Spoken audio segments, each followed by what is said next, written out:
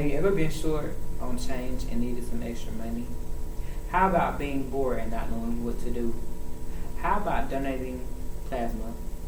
By doing this, you can not only save lives, but you can make money as well. Plasma is the clear and yellow component of your blood. In order to recognize plasma and thoroughly see it first has to be separated from your red blood cells. Plasma makes up about 50% of your blood. This stores your enzymes, your salts, your nutrients, your proteins, and some of the body's minerals as well. I interviewed Mr. Chris McKinney for my project. Mr. McKinney works at the CSL Center located in Winston-Salem, North Carolina. There are two CSL centers in Winston-Salem, one on the north side and one on the south side. Chris works on the north side. Chris has been employed for CSL roughly about 10 years. CSL Plasma was founded in 1998. It has been around for about 20 years. At CSL, Mr. Chris happens to work in the reception area. He is referred to as a reception tech. He is also a group lead in this area, which means he is of high superiority. In the reception area, you are responsible for checking in the donors and making sure they are eligible to donate.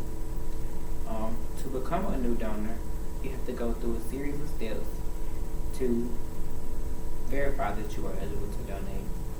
When you first come into the center, you have to let them know that you are a new donor, and they have to verify your ID, which is your name, where you stay, or your proof of address, and they have to verify your social security as well.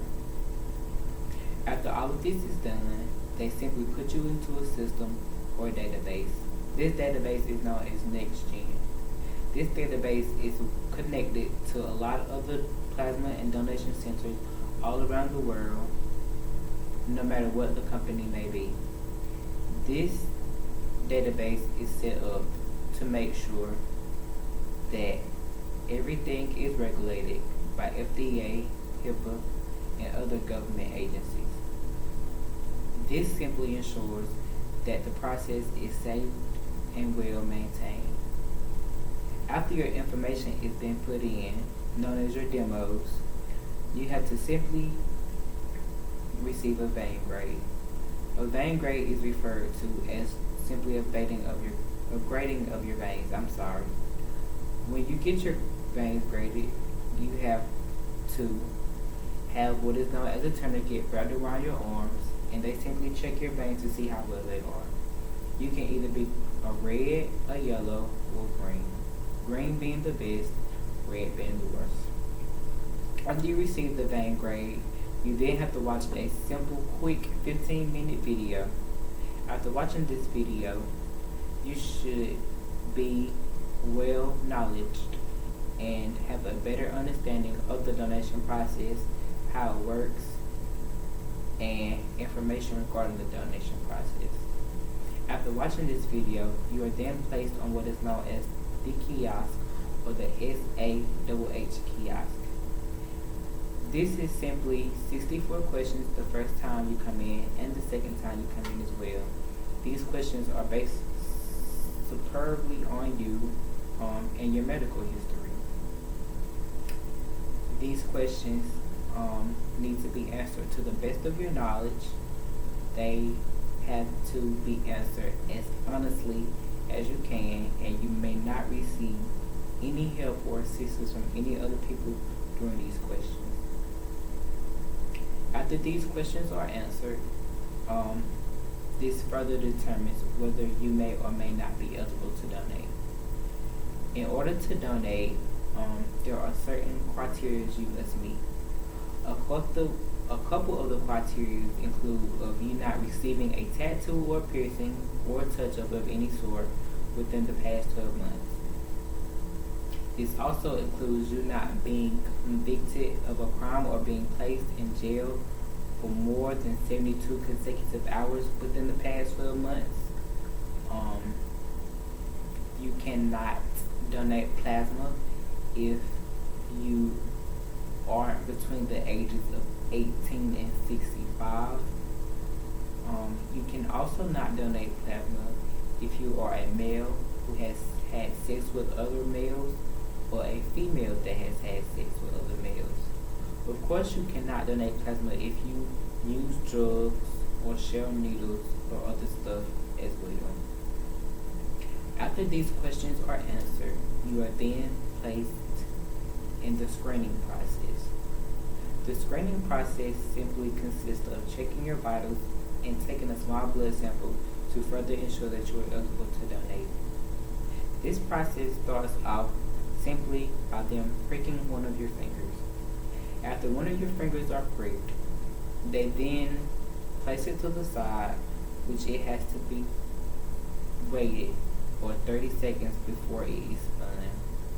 While this process is waiting, your weight is checked because your weight is often a factor on how much money you may receive on when you donate.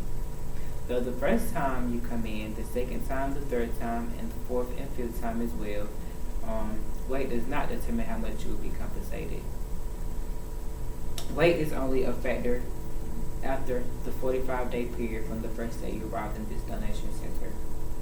After your weight is determined, they simply check your veins and your arms again to make sure that you don't have any bruises, needle marks, or anything of that sort on your arms.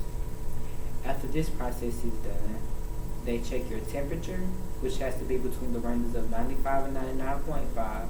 They check your pulse, which has to be the ranges of 50 and 100. They also have to check your blood pressure. Your systolic, which is the top number of your blood pressure, must be between 90 and 180, and your diastolic, which is the bottom number, has to be between 50 and 100 in order for you to donate. Also, I forgot to mention that in order to donate your plasma, you have to weigh between 110 and 400 pounds.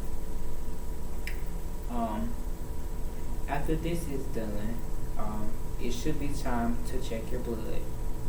The sample of your blood will be placed in the machine known as the hematostat, which checks your hematocrit. Your hematocrit is basically your iron levels. For males, your iron levels should be between the ranges of 39% and 54%.